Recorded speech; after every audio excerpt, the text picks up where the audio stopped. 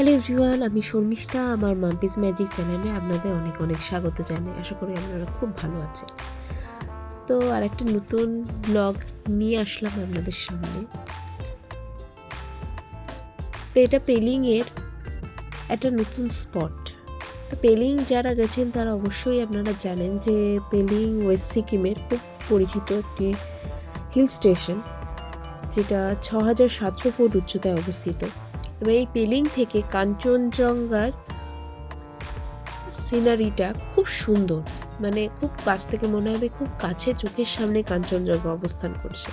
তাছাড়া এখানকার পরিবেশ, ঝর্ণা, নদী, কমলালেবুর বাগান, পাহাড়ে ঘেরা লেক উপত্যকা, বুদ্ধ মনাস্ট্রি, বিখ্যাত ব্রিজ পেলিংয়ের ভ্রমণের অন্যতম আকর্ষণ বলে আমরা জানি।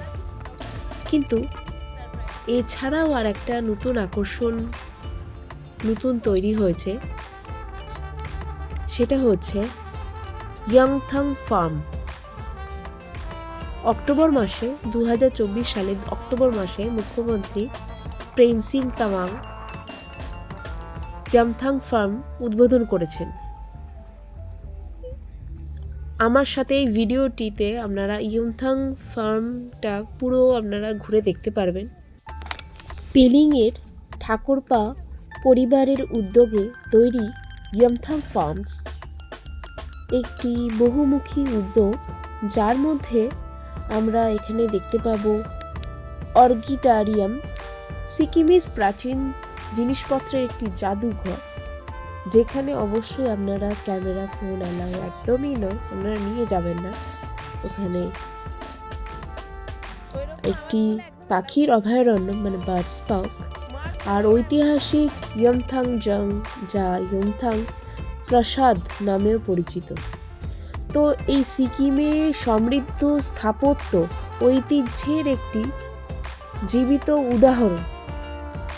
মানে এটা হচ্ছে নতুন একটা সংযোজন পেলিংয়ে, যেটা আমরা পেলিংয়ে ভিজিট করলে অবশ্যই আমরা ইয়াংথাং ফার্মস অবশ্যই ভিজিট করবেন, কারণ এটা খুব সুন্দর দেখতে। মাত্র 100 টাকা করে ফিস পার হেড, আপনারা অবশ্যই যেতে পারবেন। আর আমার ছেলে যেহেতু 4 বছর বয়স, ওর কোনো টিকিট লাগেনি, শুধু আমার মার আর মানে আমরা 3 জন অ্যাডাল্ট ছিলাম, শুধু 3 জনে 300 টাকা লেগেছিল, আর বাচ্চার কোনো ফিস লাগেনি। চলুন আমার সাথে সাথে ঘুরে দেখুন।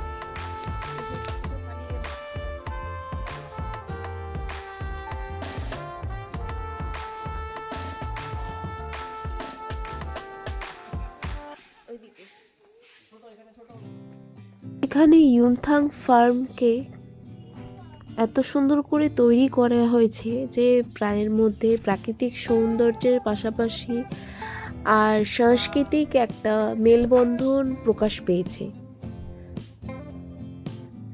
এখানে ঢুকেই বাঁ দিকে পড়বে প্রথম জাদুঘরটি।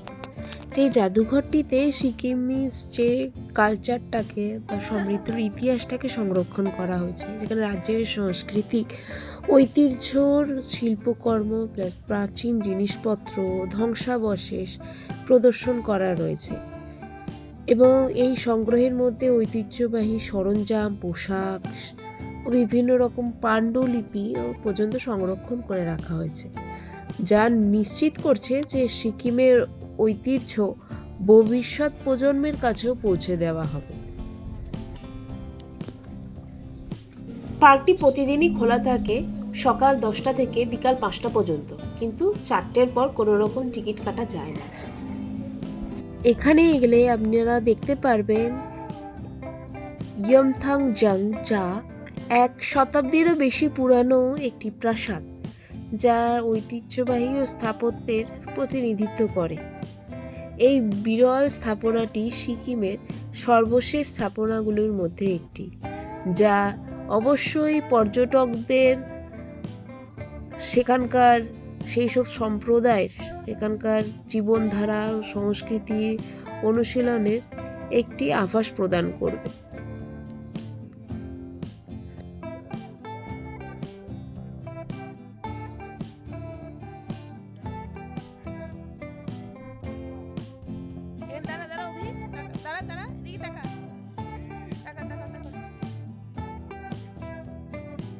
ডান দিকে যেটা আমরা দেখতে পাচ্ছি এটা একটা প্রাইভেট প্রপার্টি। তো এখানে মানে আপনি ফটো তুলতে পারবেন বাইরে দাঁড়িয়ে, কিন্তু ভেতরে ঢোকা অ্যালাউ না। তো খুব সুন্দর কারুকার্যগুলো, খুব ভালো লাগলো। এত সুন্দর লাগছে পুরো এখানকার কাজগুলো, পাথরের বাড়ি সাধারণত খুব একটা দেখা যায় না, খুব সুন্দর কারুকার্য এখানকার বাড়িগুলোতে। আমরা ঘুরে ঘুরে দেখছিলাম।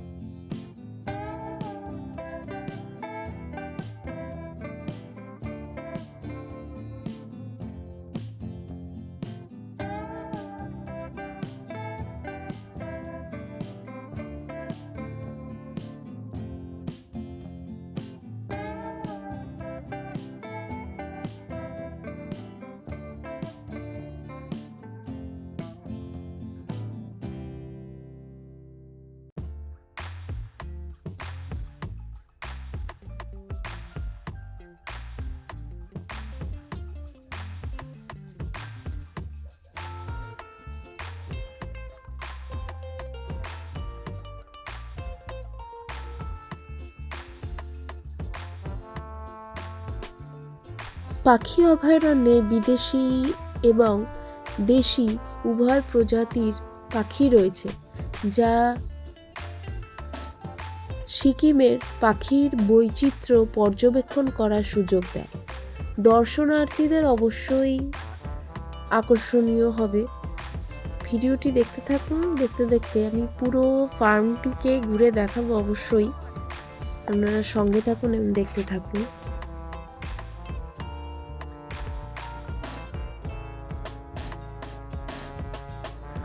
উদ্বোধনের সময় মুখ্যমন্ত্রী সিকিমের সংস্কৃতি ও প্রাকৃতিক ঐতিহ্য সংরক্ষণে ঠাকুরপা পরিবারের নিষ্ঠার প্রশংসা করেছেন। তিনি ভবিষ্যৎ প্রজন্মের জন্য এই ধরনের উদ্যোগ রক্ষার গুরুত্বের উপর জোর দেন।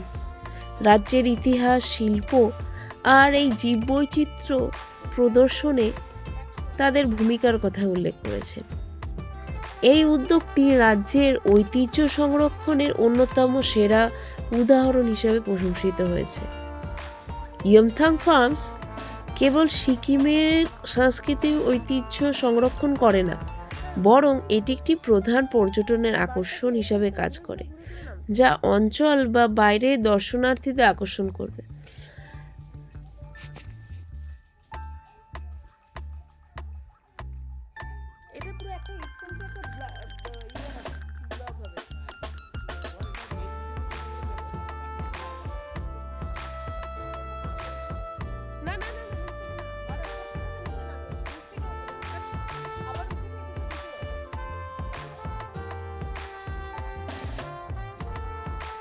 এখানে পাখি আছে নাকি? কি আছে এটাতে?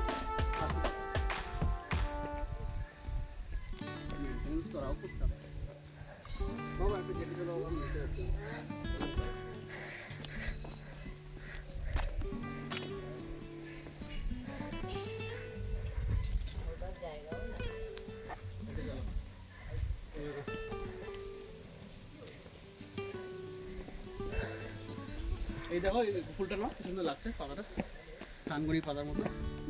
আমাদের একটা ছবি না করছি দাঁড়া।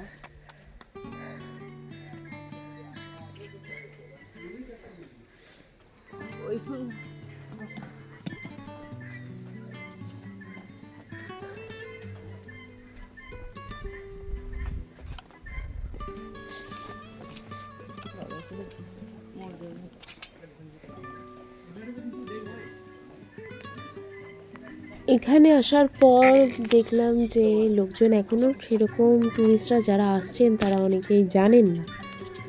তো আমাদের লাক খুব ভালো ছিল যে আমি যেই হোমস্টেতে ছিলাম সেই হোমস্টের ওনার দাদাই আমাদের এখানে নিয়ে এসছেন।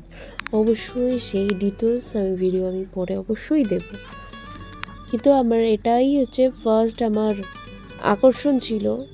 আমার খুব ইচ্ছা ছিল এটা নিয়ে আলাদা একটা ভিডিও করব, সেই জন্য ফার্স্টে এই ভিডিওটা নিয়ে আমি পেলিং পর্বটা শুরু করলাম।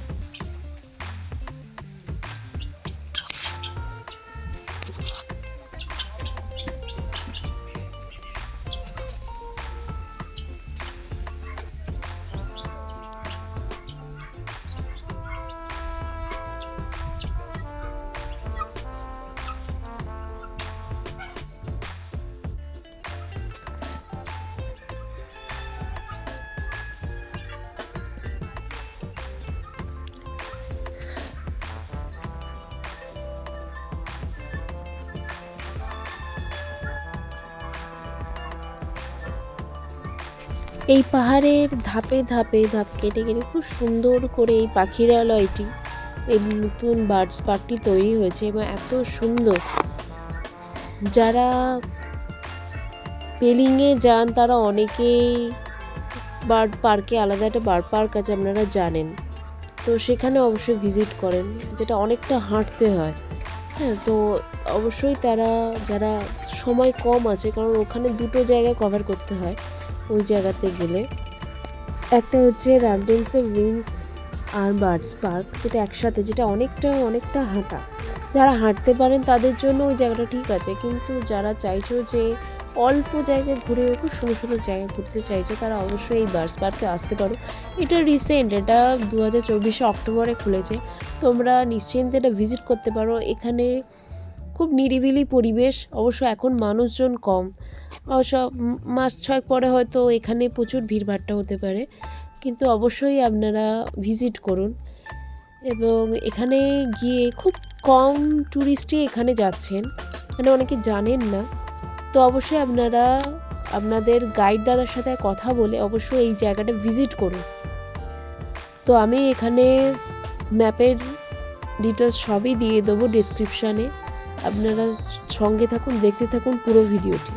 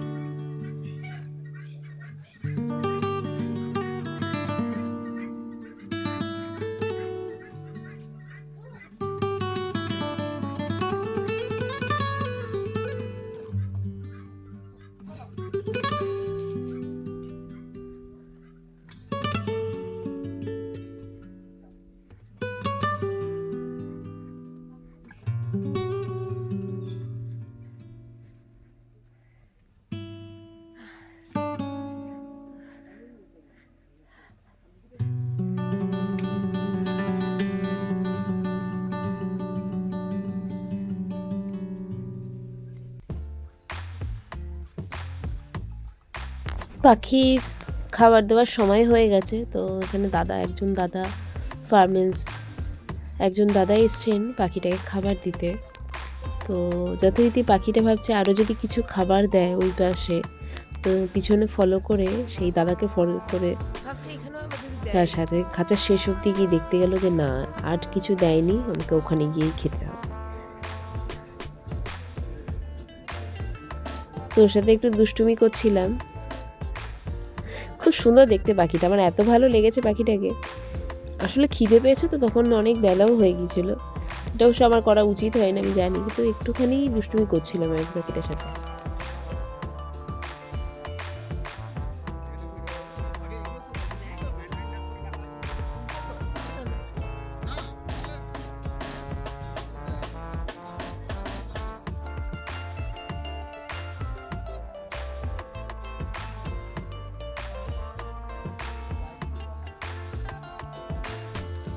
এই যে ছোটো ছোটো ডাকগুলো আছে এত সুন্দর লাগছে, যেগুলো আমরা সাধারণত টিভিতে দেখতে অভ্যস্ত সেইগুলোই আমরা চোখের সামনে দেখতে পাচ্ছি। খুব সুন্দর, আমি খুব ক্লোজলি ভিডিও তোলার চেষ্টা করেছি। অবশ্যই লং ভিডিওর সাথে সাথে অনেক শর্ট ভিডিওসও আসবে, দেখতে পাবেন আরও সুন্দর সুন্দর, মানে যেটা আপনার মন ছুঁয়ে যাবে সেরকম করেই বানিয়েছি, দেখতে থাকুন।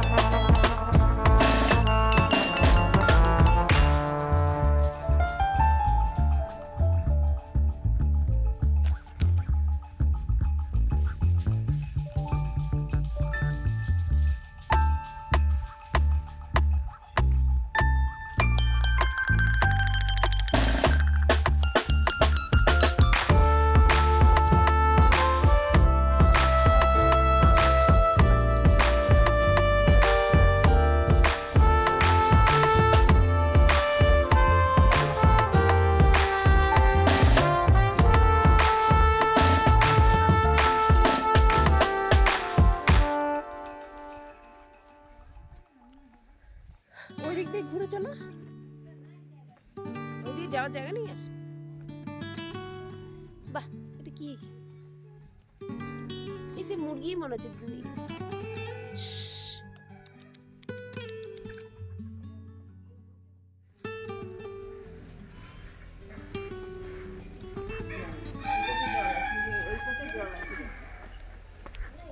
ওইটাতেও তো আছে খাঁচা।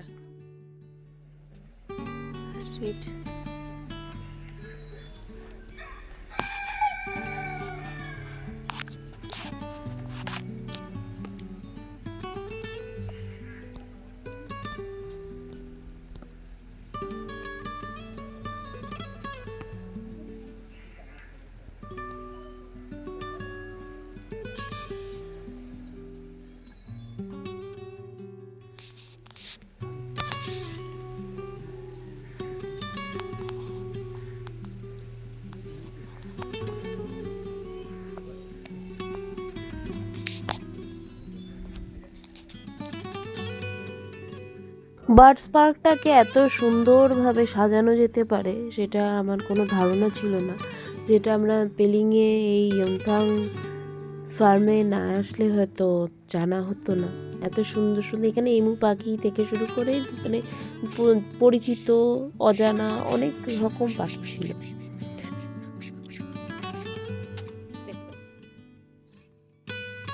মোটামুটি আমাদের গোটা জায়গাটা ঘুরতে ভালোই সময় লেগেছিল, প্রায় 1 ঘন্টার ওপর, 1.5 ঘন্টার কাছাকাছি মোটামুটি সময় লেগেছিল। কারণ পাশের সামনে জাদুঘরটা ছিল, জাদুঘরটা দেখলাম, প্রায় আশেপাশে ঘুরে দেখছিলাম।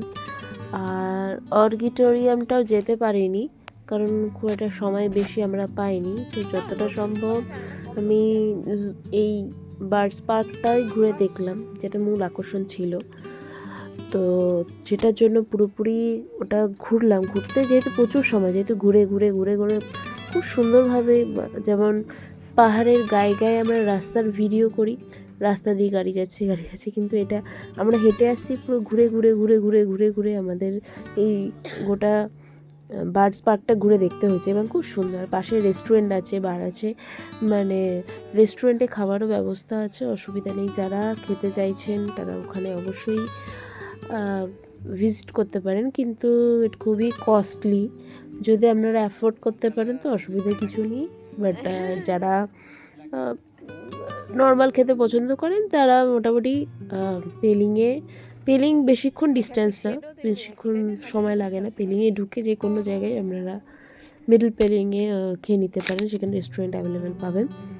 তো এখানে যারা মোটামুটি অ্যাফোর্ড করতে পারবেন তারা, আর এখানে প্রচুর সময় লাগে, যেটা আমি গিয়ে ফেস করেছি, যে একটা মকটেলের গ্লাস 350 টাকা। তো বুঝতেই পারছেন, একটা মকটেলের গ্লাস যদি 350 টাকা হয় তো অন্য যে পাহাড়ি খাবারগুলো সেগুলো কীরকম রেঞ্জ হতে পারে, বুঝতে পারছে? তো সেই বুঝে অবশ্যই বিবেচনা করে আপনারা এই রেস্টুরেন্টগুলোতে ঢুকবেন। আর বাকি ঘোরার জন্য মানে 100 টাকায় আমি তো বলবো যে 10 on 10। আমি খুব সুন্দর ঘোরার মতো জায়গা, আর খুবই মানে যেখানে দাঁড়িয়ে যে সমস্ত জায়গাতে আপনি ফটো তুলতে পারবেন, ফটো তোলার জায়গা এখানে অনেক আছে। যারা ফটো তুলতে, রিলস করতে যারা খুব ভালোবাসেন তারা এই জায়গাটা ঘুরে দেখতে পারেন। এদের সংস্কৃতির সাথে সাথে নিজেদের একটুখানি মেলবন্ধনটা ঘটাতে পারেন, এত সুন্দর জায়গা এখানে। তবে হ্যাঁ, প্রাইভেট প্রপার্টি যেগুলোতে লেখা থাকবে সেগুলোতে ভিজিট করবে না, সেগুলোতে ভিজিট করা, অডিটোরিয়ামটা আমরা যেমন ভিজিট করতে পারিনি কারণ ওটা প্রাইভেট, ওটা এখনও খোলেনি, ওটা এখনও সবার জন্য নয়।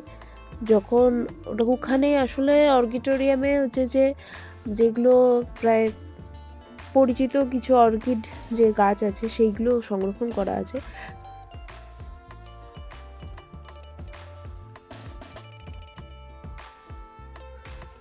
পুরো জায়গাটা ঘুরে আমার তো খুব ভালো লেগেছে। আশা করি যারা আমার সাথে আমার এই জার্নিতে সাক্ষী রইলেন তাদের অবশ্যই নিশ্চয়ই ভালো লেগেছে, তারা অবশ্যই কমেন্টে জানাবেন। এবং আরও সুন্দর সুন্দর ভিডিও পেতে অবশ্যই আমার চ্যানেলে চোখ রাখবেন। ভিডিওটি লাইক, কমেন্ট, শেয়ার, সাবস্ক্রাইব করবেন এবং এই নতুন জায়গাটি সম্পর্কে আরও 5 জন মানুষকে জানার সুযোগ করে দেবেন অবশ্যই। যারা ফটো তুলতে ভালোবাসেন, ঘুরতে ভালোবাসেন, যারা এই জায়গাটা এখন খুব একটা ট্যুরিস্ট ডেস্টিনেশন এখনও হয়ে ওঠেনি। যারা প্রথম একটু ফাঁকার মধ্যে যারা ঘুরে দেখে নিতে চান তারা অবশ্যই ঘুরে আসতে পারেন। এটা খুব সুন্দর একটা নেচার ফ্রেন্ডলি একটা এরিয়া। এত সুন্দরভাবে এখানে সাজানো গোছানো পরিবেশটাকে তৈরি করা হয়েছে যে আমরা গেলে মন ভরে যাবে, খুব ভালো লাগবে। আমি জাস্ট ফটোগুলো এখানে যা তুলেছি সেগুলো আপনাদের সামনে রাখলাম। ভিডিওটি ভালো লাগলে লাইক, কমেন্ট, শেয়ার, সাবস্ক্রাইব করে দেবেন। বেল আইকনটি অন রাখবেন নেক্সট ভিডিওগুলোর নোটিফিকেশন যাতে সঙ্গে সঙ্গেই পান। লাইক, কমেন্ট, শেয়ার, সাবস্ক্রাইব করবেন। খুব ভালো থাকবেন আর সবাইকে ভালো রাখবেন। অনেক ধন্যবাদ।